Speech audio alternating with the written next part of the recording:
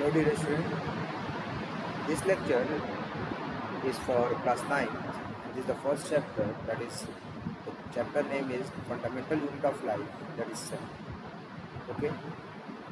So in the previous classes, that in class 6 also, we have some points know about the cell, and in class 8 also we have to know some points about the cell. Okay. So here we will discuss about the cell at the basic way to the long term. Okay. We know that when cells are combined, they form what? They form tissue. When the cells are combined, they form tissue. If so many tissues are combined, they form organ.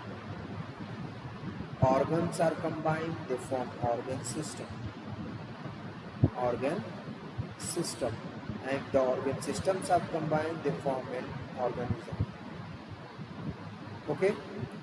So we could simply say that, okay, cell, if an organism, okay, cell is the basic unit of an organism. Basic unit of an organism. Okay. And cell is the functional unit of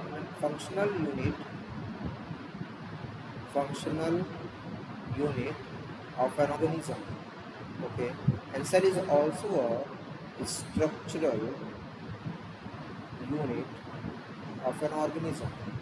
So if we are going to write the definition of the cell, okay, we will write that cell is the basic structural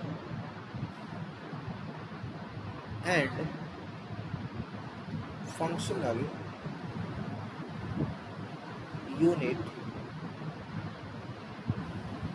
of any organism.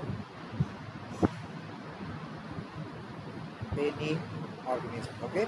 To simple the definition of the cell is the basic structural and functional unit of any organism. Okay. So this is some points about the cell. Okay. We have to know about some points about the another cell. Okay. The next heading is discovery of the cell. Discovery of cell. One thing to know about the discovery of the cell is everyone know about the first scientist, that is Robert Hooke. Robert Hooke. That is not Robert Brown, that is Robert Hooke. Okay, Robert Brown discovered nucleus. Robert Hooke discovered cell. Okay, but one thing that you always remember, okay, he discovered cell, but which cell? That is dead cell or non-living cell. Non-living cell. Okay, clear or not? Dead cell or non-living cell. So this point should be clear. Dead cell or non-living cell.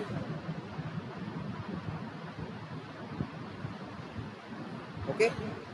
Next point is that. Okay. Next point is that. Okay. Discovery of cell is clear. Okay. Who give the term cell? The second question is arises. Who give the term cell? Robert Hooke.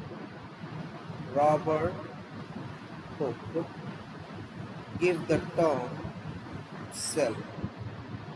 Robert Hooke give the term cell. But for this cell, that is non-living or dead cell. Okay. So now we are going to the next slide. Okay, and we are discussing about how that Robert Hooke discovered the dead cell. Okay. Now listen very carefully. We all know that at that time, in approximately 1664, okay, because he discovered this cell around 1664. Okay, clear? At that time, there is no discovery of that microscope. Okay, so that Robert Hooke make his own microscope, make his own microscope, and making own microscope. And at that time, the cap of a bottle, the cap of a bottle is developed by a cork. This cap of that bottle is cork. The cork is a non-living part, okay, and he just cut this cork. He just cut this cork, slice of cork, okay, and with the help of his own microscope, he observed this cork, okay, and at that time, with and this way, with the help of this microscope, he saw this cork, and he saw a structure that is just resemble like honeycomb-like structure, honeycomb-like structure, okay, honeycomb-like structure, okay, and you all know that that cork is a dead cell, so this is the honeycomb-like structure, honeycomb-like structure, okay, and the space which was present in between that is called as what? Cell. Cell means hollow cavity, hollow cavity, but this cell term was given by non-living cell because this cork is a non-living part, okay. Now come to know about the next scientist, the second scientist, that is Antony van Leeuwenhoek. Antony van Leeuwenhoek. Antony van Leeuwenhoek, okay, the second scientist who discovered living cell. He discovered living cell in pond water with the help of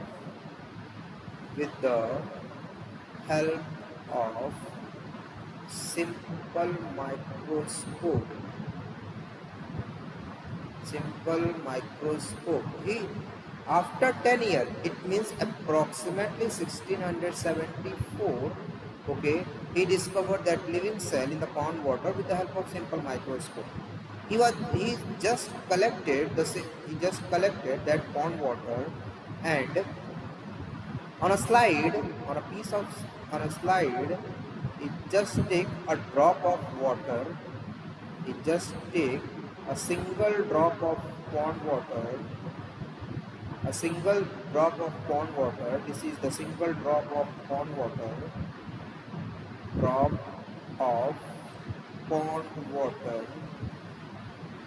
And he observed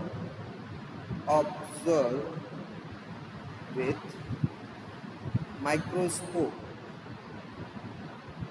and we all know that inside the water living organisms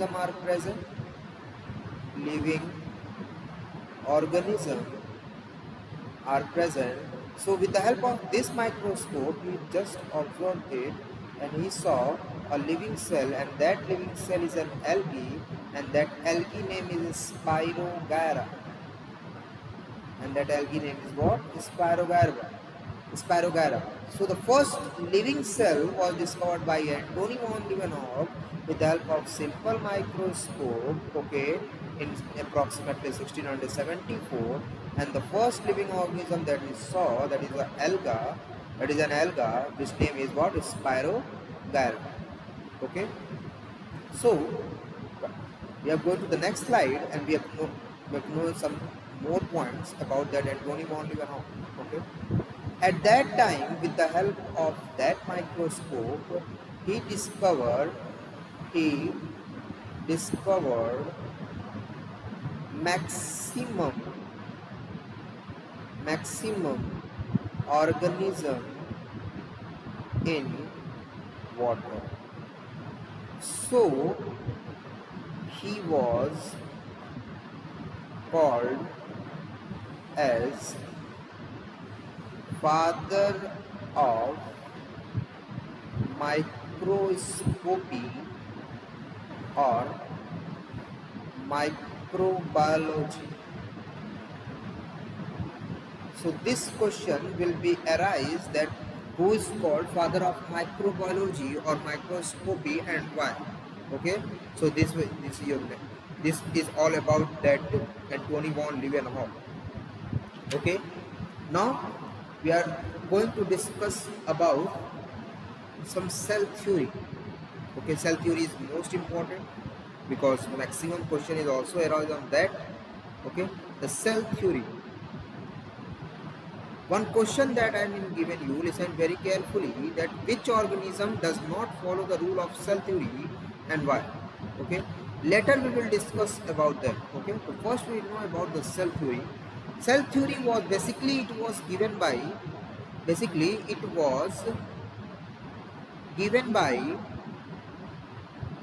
the two scientists. That is is a botanist. Botanist means those who studied about the plant. And Swan. Swan is an zoologist.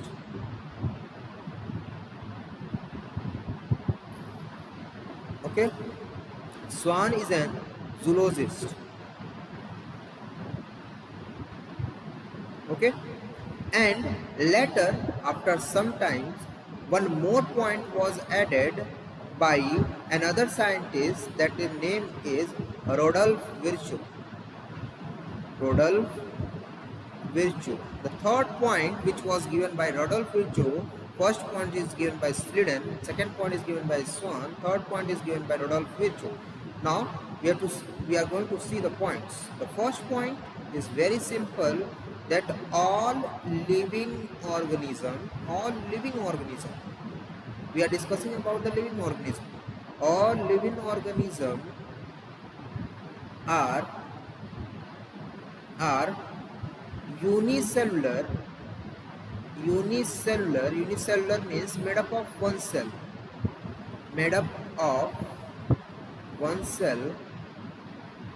Or multicellular, made up of multiple cell, made up of more than one cell or multiple cell. The first point which was given by Schleiden, this point is given by Schleiden. Second point was given by Swan, that is the basic thing, that is the definition of the cell. A cell is the basic, structural and functional unit of any organism. This is the second point, okay, which was given by Swan. Now the most important point, that the third point is most important. Why it was called as important? This one is important point because directly you have to learn like this: omnis cellula e cellula. This point was given by Virchow. This point is given by Virchow. It means that, what is the meaning? It simply means that all new cell are arise from its pre-existing cell. It means every new cell are arise from their old or pre-existing cell. This is the third point and most important point. This is all about the cell theory, only 3 points in the cell theory. Now we are going to discuss about that question that I am going to ask you, okay, that which organism does not follow the rule of cell theory. Next question is that which organism does not follow the rule of cell theory, and why. So the basic question is that definitely someone will ask you that answer is very simple, that answer is virus. Answer is virus. Because we all know that virus will grow in the living body, but if does not found any living body, it become dead characteristic. So the virus have both character, that is living and non-living. So basically we'll write that because it have both characteristic, that is living and non-living, living and non-living. Okay, so it was also called as connecting link between living and non-living. Okay, so the answer is what? Virus. We all know that why, reason, we also know the reason. Okay, so this is very important. So now come to the next one. Suppose that we all are multicellular organism.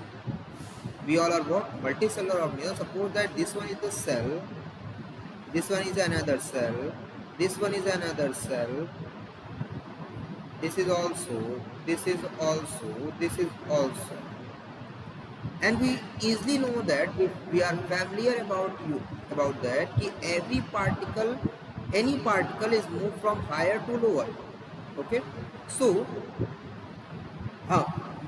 so suppose that this cell, suppose that this number 1 cell, number 2 cell, number 3, 4, 5 and 6. Okay, suppose that number 4 cell want 20 minerals only, 20 nutrients he want, but and here number 2 cell having 100 nutrients.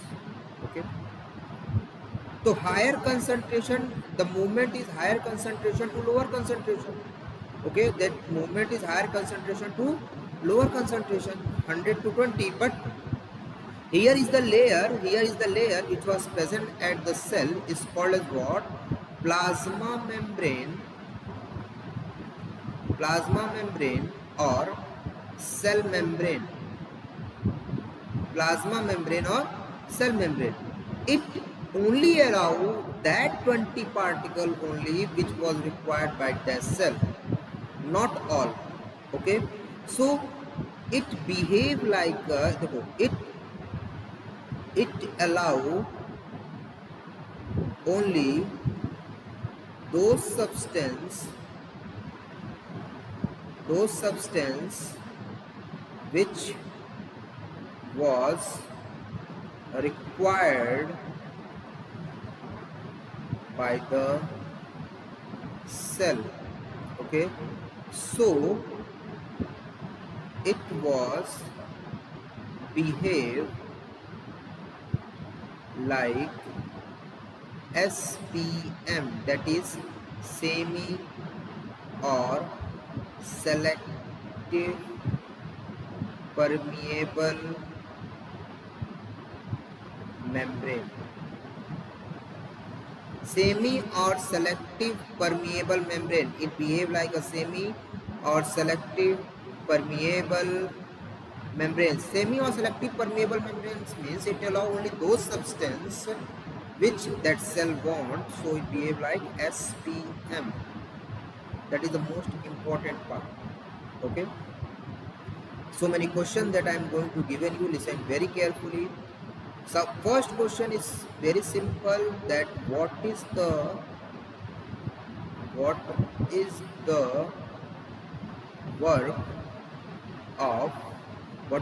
of cell membrane or plasma membrane? So we already know that There are so many work, but here we will know about that. It allow only those substance which that cell want, so it behave like a SPM. So easy question is that. Second question is that what is the difference between what is the difference between cell membrane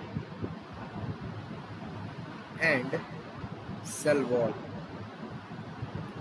So this question, we are going to see the answer of this question. Listen very carefully. What is the difference between cell membrane and cell wall? But little bit difference will be there. First, we are going to draw the diagram of cell wall. We all know that cell wall was present in plant cell, not in animal cell. Okay, we are already know in class 8. Okay, but here you see that the roughly diagram of cell wall. Suppose that this is the diagram, you can easily draw it.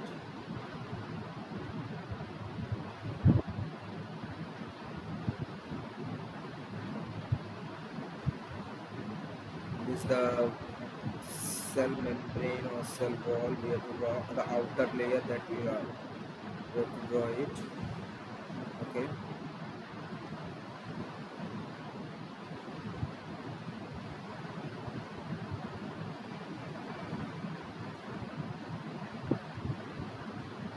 So this is the layer that we are talking.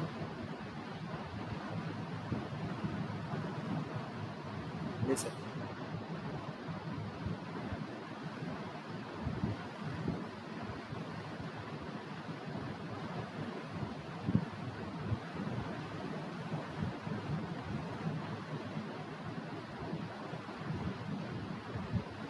Okay, now listen very good. Suppose that this is cell 1. Suppose that this is cell number 1. So plants and animals are multicellular organisms. So here is also another cell. Here is also another cell, and here is also another cell. So cells are there. Suppose that number 2, number 3, number 4 cells are there. Okay. So the first layer which was present, the first layer that is called as what? Cell membrane. That is called as what? Cell membrane. Okay. So for this cell, for third number cell, the inner layer is also a cell membrane. This is also a cell membrane. The fourth. So here you see that two cell membrane is there, but one is middle one, that is called as middle lamella. Middle lamella. This middle lamella is made up of calcium carbonate, and that cell membrane is made up of lipoprotein. Lipoprotein means lipid plus protein. Lipid plus protein. Okay, lipid plus protein, that is okay. And combination of all three layers is called as what? Cell wall. And that cell wall is made up of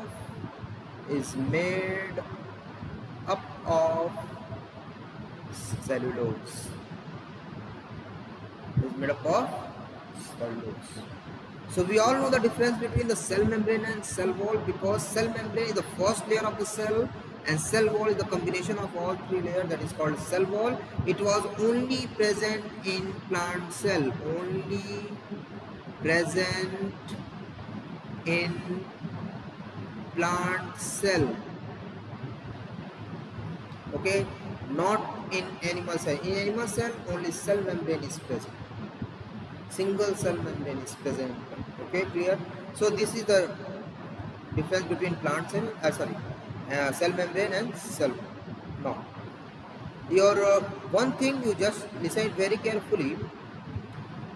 You have to know about the difference between plant cell and animal cell. First, next slide is very simple. Listen very carefully.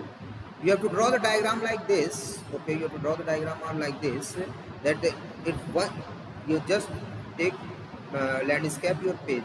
Okay, and one side you make a plant cell and one side you make an animal cell, and you just level in between that. You see here, with the help of this, okay, you know the differences also and what are the common things also. Suppose that here cell membrane is common in both that plant cell and animal cell. Nucleus is common in both plants and animal cell. Nucleolus is also common. Smooth endoplasmic reticulum, rough endoplasmic reticulum, ribosome, vacuole. Listen very carefully. Vacuole in plant cell it was larger, but in animal cell it was smaller or absent.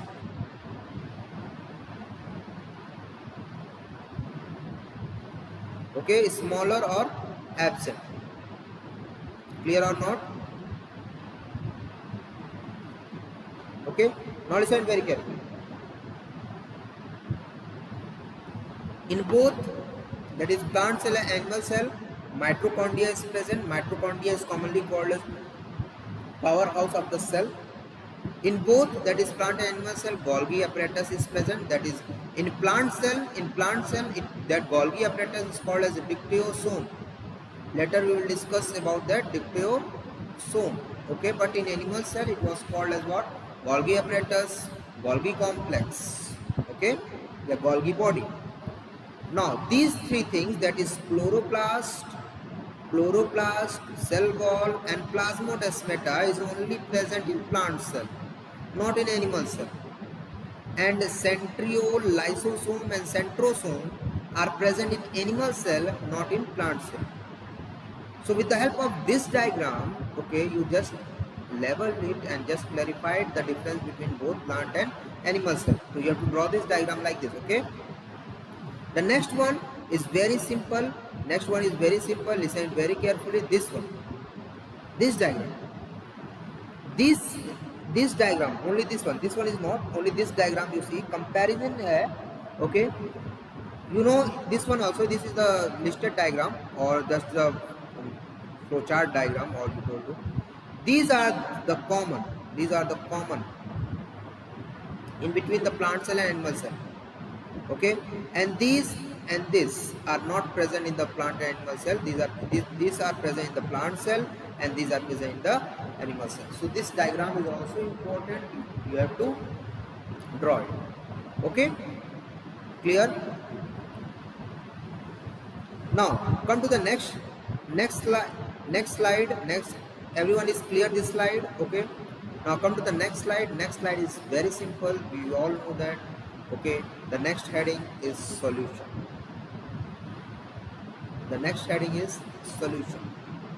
Simple in our mind, in chemistry also, in our mind, what is solution? So we all know that mixture of solute and solvent is called solution. Mixture of solute and solvent is called solution. Okay, we all know that water is called universal solvent. The question is arise that why water is called universal solvent. In class 6 also you all know that, but here I am going to do one more time that I am going to tell you. Listen very carefully. Water, inside the water, okay, solid means just like salt or sugar. Liquid like milk. Gases mean there are so many gases are present in the water, are easily mixed. It means all three components, that is solid, liquid and gas, all three components are easily mixed in water. So water is called as universal solvent. Okay, now I am going to ask you one thing. Listen very carefully. Suppose that you have to take one glass, okay, and inside the glass, okay, maximum amount of water that you take and only less amount of salt or sugar that you take, it will be form solution. Okay, the second glass you have to take, okay, in that glass, okay, maximum amount of sugar or salt that you take, okay, and less amount of water that you mix, it also form a solution. Okay, next, if we take another glass, okay, and that glass half is filled with water, okay, and half it will be filled with sugar. It also form a solution. Okay, so on the basis of this, solution are of how many types? 3 types. Okay, here we will also see that solute plus solvent. Solvent means water, and the things which was mixed in the water, that is called a solute. Here it also, that is solute plus solvent, and here is also solute plus solvent. Okay, so we have seen that in this solvent, the water, what solvent level is higher, solute level is lower. Here is what solvent level is lower, solute level is higher, but here both are equal. Both are equal. Okay, so the name, the type of solution, listen very carefully. The solution name was given by with the help of solute. If the level of solute is higher, then the solution name is hypertonic solution. If the solute is higher, then this types of solution is hypertonic solution. If the solute is lower, then it's called as hypotonic solution. Hypo means less. What is less? Solute is less. Name was not given by on the solvent. Name was given by on the solute. If both are equal, then it's called as isotonic solution. Isotonic, iso means equal. Iso means equal. Okay. So solution is how many types? 3 types. Number 1 is hypotonic solution, number 2 is hypertonic solution, and number 3rd is isotonic. Okay. Now in the next video we are going to discuss about some more important thing like diffusion, osmosis, transportation, okay, types of osmosis, applications of osmosis, that is most important thing. Okay, and later we will discuss about some question, but the homework that I am giving you, okay, that the diagram or whatever the thing you have to just make. So that's all for today. Thank you.